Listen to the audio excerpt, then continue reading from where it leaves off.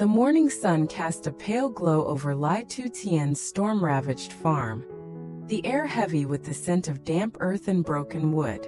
Jack stood amidst the debris, his boots sinking into the muddy ground, directing a small crew of helpers as they tackled the wreckage left by the previous day's landslide.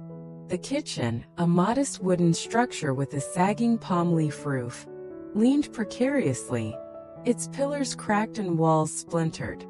Scattered around were remnants of Tu Tien's life, shattered bowls, a dented pot, and a broom tangled in mud. Jack wiped sweat from his brow, his voice steady but urgent. Chi, help me move all this stuff into the main house first. Chi, can you take everything inside for me? A woman in a faded blue shirt nodded, gathering an armful of broken dishes. I'll take care of it, Jack. Let me grab the bowls first. Jack turned to another helper, a burly man named Bien, who was inspecting a broken chair. Bien, can you come over here for a sec? Ben glanced up, brushing dirt off his hands. Sure, Jack, what do you need? Jack handed him a pair of pliers, pointing to a pile of splintered planks. Let's start dismantling this kitchen. We need to clear the path for the truck to bring in the dirt later today.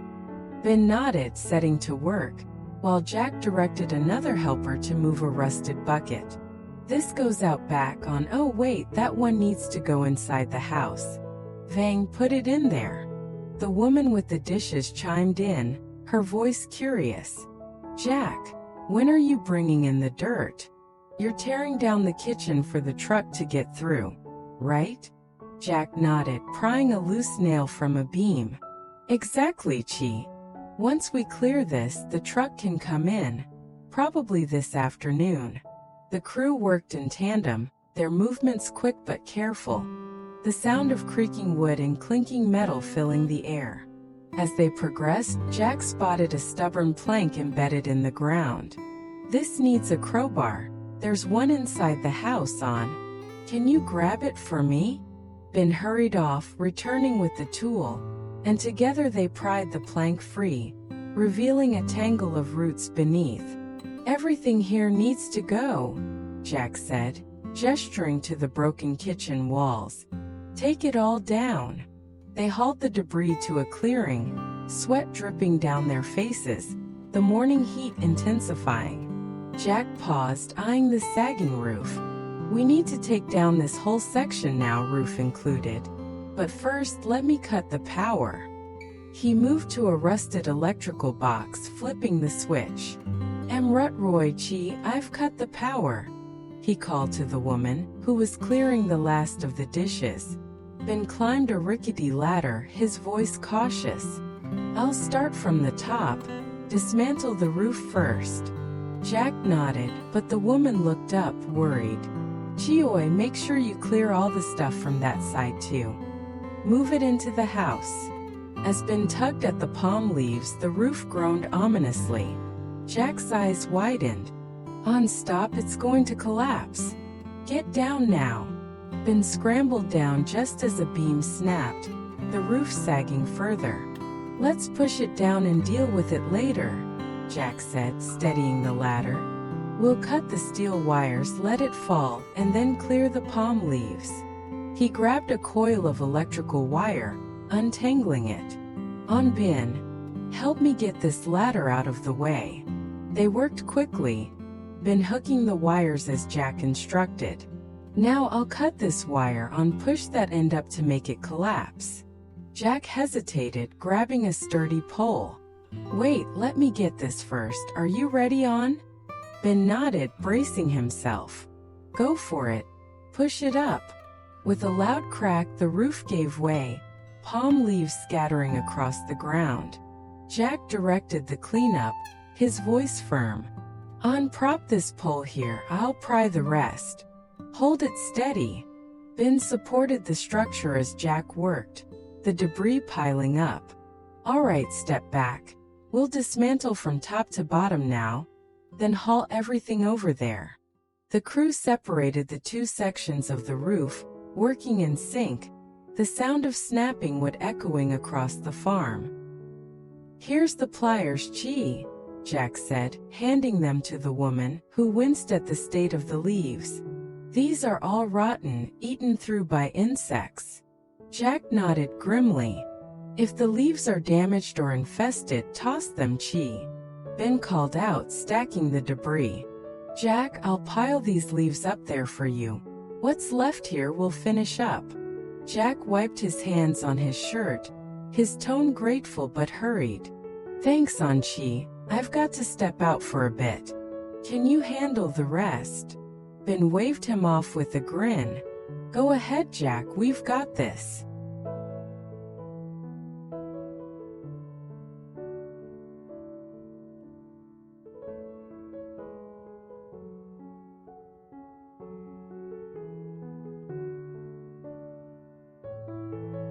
The morning light filtered through the wooden slats of Mrs. Bin's humble kitchen, where Tu Tien sat across from the elderly woman, a steaming bowl of nep cam, sticky black rice pudding, topped with a dollop of yogurt between them. The aroma of the sweet rice filled the air as Tu Tien took a bite, her eyes lighting up.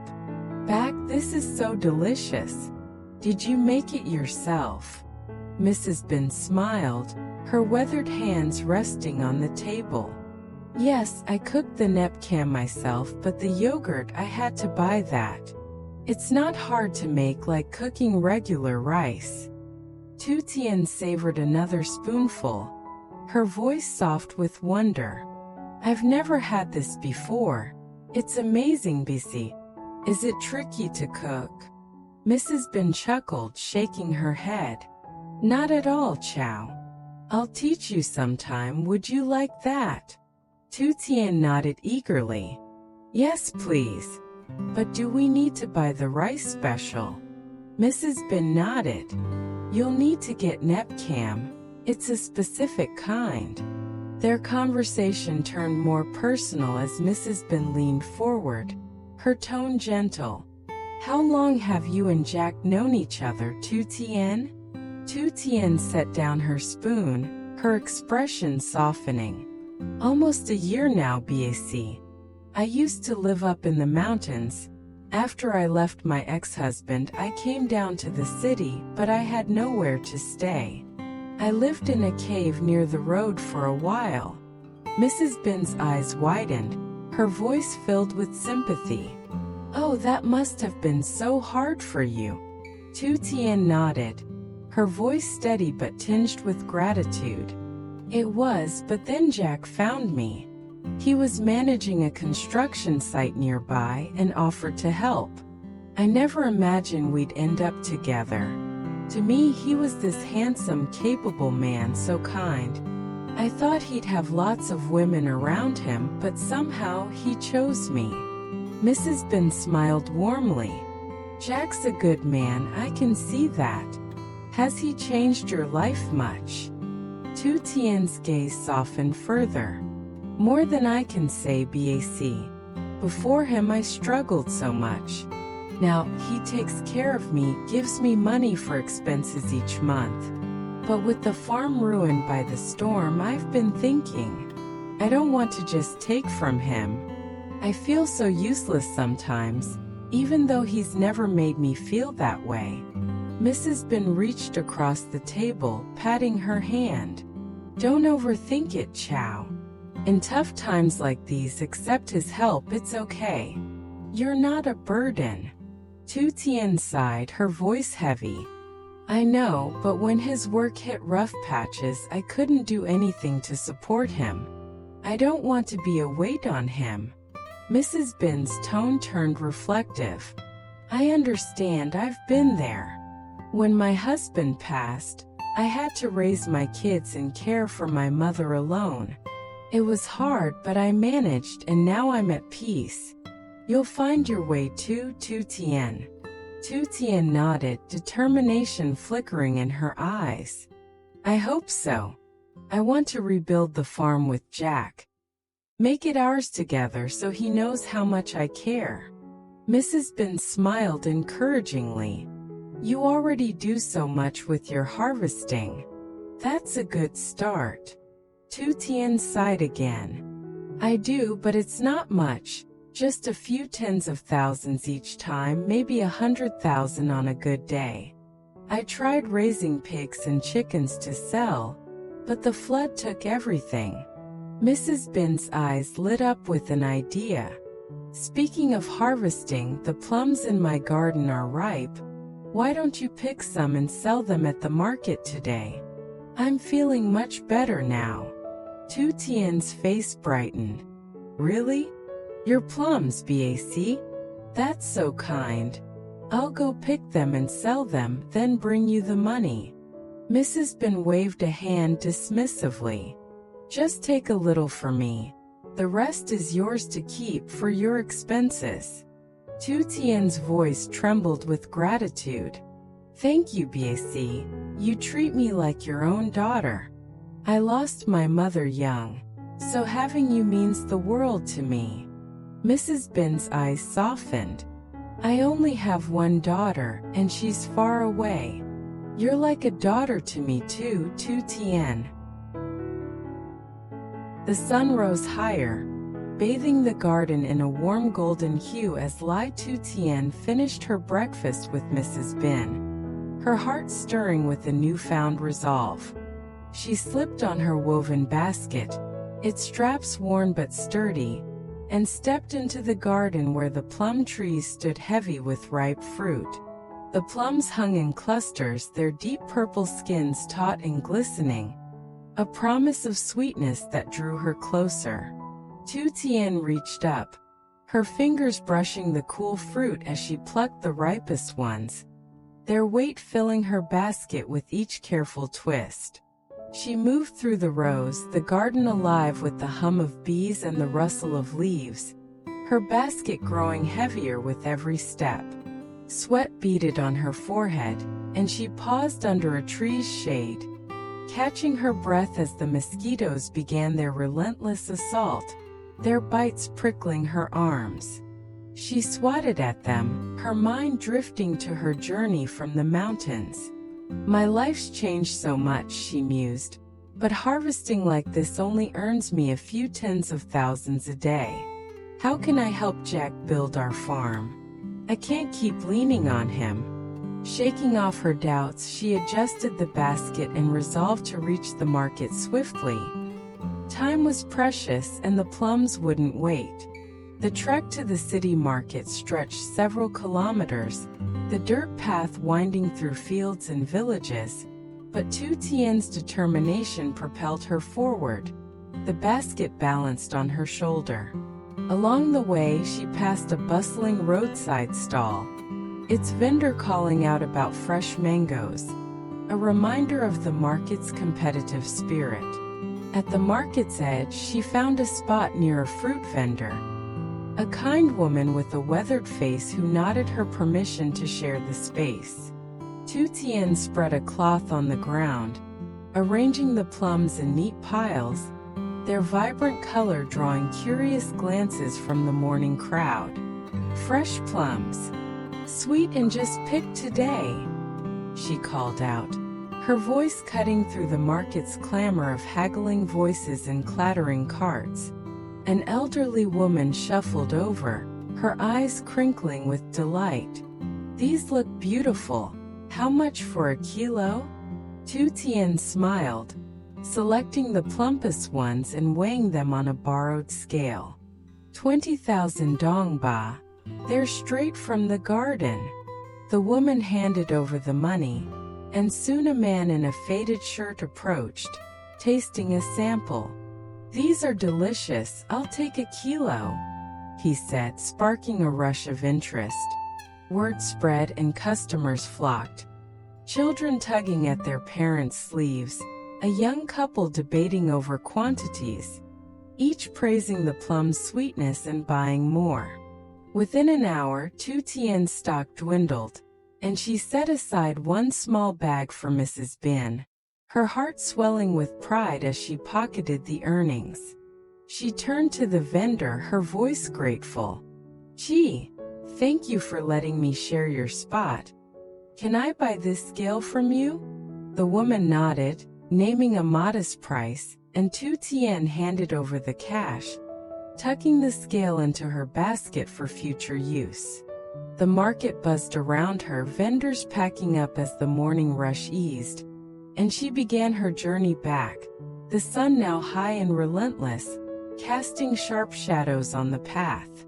As she neared Mrs. Bin's gate, the familiar rumble of Jack's truck broke the quiet, dust swirling as he pulled up.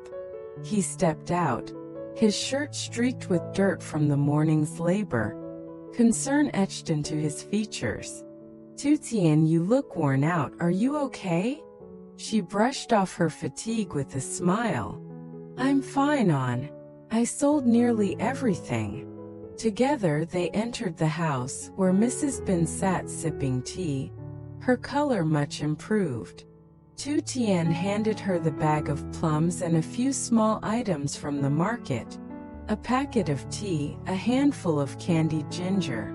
Back, I sold all the plums, these are for you. I made some money too. She offered the earnings, but Mrs. Bin took only a fraction, pressing the rest back into her hands. Keep this, Chow, use it for yourself, she insisted, her voice warm with affection. Tu Tien turned to Jack, her tone eager yet tinged with worry. How's the farm, On? Did the cleanup go well? Jack settled into a chair, wiping his brow. We took down the kitchen this morning to clear a path for the truck.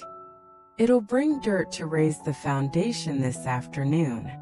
Tu Tien's eyes sparkled with anticipation, but a flicker of impatience crossed her face. I've been away too long. I want to get back there. Mrs. Bin nodded, her voice encouraging. You should go, Tu Tien, focus on your farm. I'm doing better now, so don't worry about me. Jack stood, his tone gentle. Let's pack your things, we'll head back together. And BAC, when you're fully recovered, I'll come get you to visit. Tu Tien smiled, her voice soft. If you need anything, just call me, okay? Mrs. Bin patted her hand, her eyes misty. I will, Chow, take care. While Tu Tien packed, Jack lingered with Mrs. Bin, his voice low. Tu Tien keeps a lot inside, she's thoughtful, almost too much. I want to marry her, but she's got some personal struggles. I'll wait, she's worth it. She's so capable, so resilient. Mrs. Bin nodded, her tone hopeful. She's a good match for you, Jack. I'd love to see you two wed soon. Tu Tien returned, her bag slung over her shoulder, and approached Mrs. Bin, her voice trembling with emotion. We're leaving now, Bissy. Please take care of yourself. Mrs. Bin's face fell, a shadow of sadness crossing her features. I'll miss you, Chow, stay safe. Overcome, Tu Tien dropped her bag and rushed to Mrs. Bin, wrapping her in a tight embrace, tears welling in her eyes. I'll come back soon, but I promise, she whispered, her voice breaking.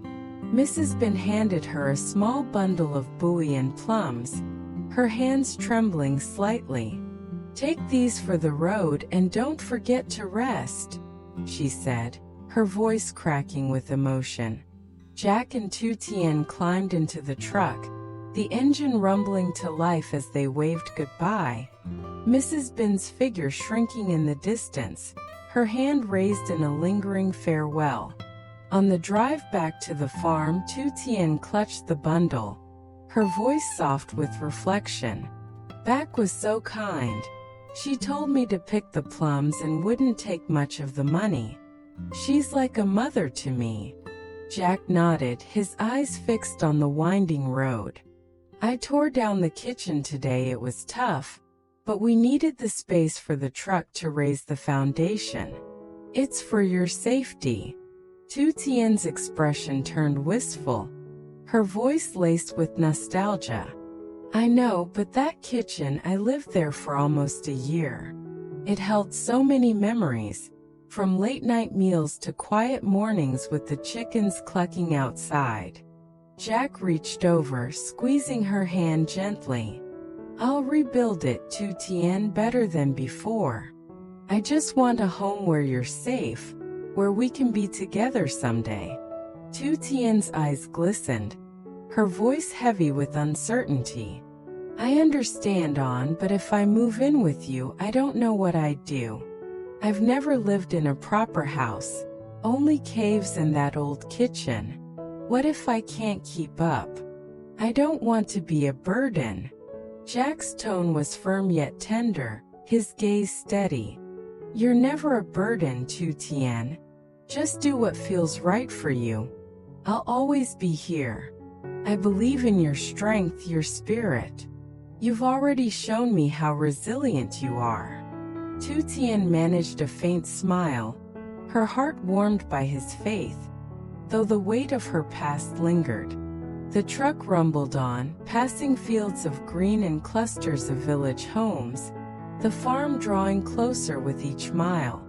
She glanced at the passing scenery, children playing near a stream, a farmer guiding a water buffalo, her mind racing with possibilities. Could I learn to thrive there? She wondered, her fingers tightening around the bundle of fruit. As they neared the farm, the landscape shifted to the familiar sight of damaged fences and muddy fields, the skeleton of the old kitchen now a pile of debris. Tu Tien's breath caught, a mix of sadness and hope stirring within her. It looks so different already, she murmured, peering out the window. Jack nodded, his voice resolute. It's a start. We'll raise the ground, rebuild the house. Maybe even add a small porch for you to sit and watch the sunrise. I want this to be your sanctuary. Tu Tien turned to him, her eyes searching his face. And if I can't give you a family? I've been to the doctor, my condition makes it hard. I don't want to disappoint you. Jack's expression softened, his hand still holding hers. We'll face that together if it comes to it. Science can help, or we can find our own way. All I care about is you. Here with me.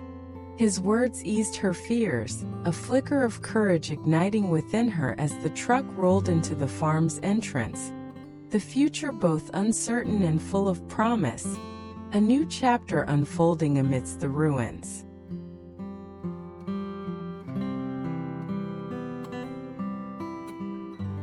Year, 50 years, she talked of how they met and what their life had been like. And I could tell by her stories and the warmth of her tone of voice that she, too, had a happy marriage. Then it was my turn, and all I could do was cry as I told the story of my own husband's battle with cancer and chronic pain. As unquote, I'm used to asking people what they have learned from their experiences, so it was natural for me to ask her for advice on what happened her deal with the crushing grief.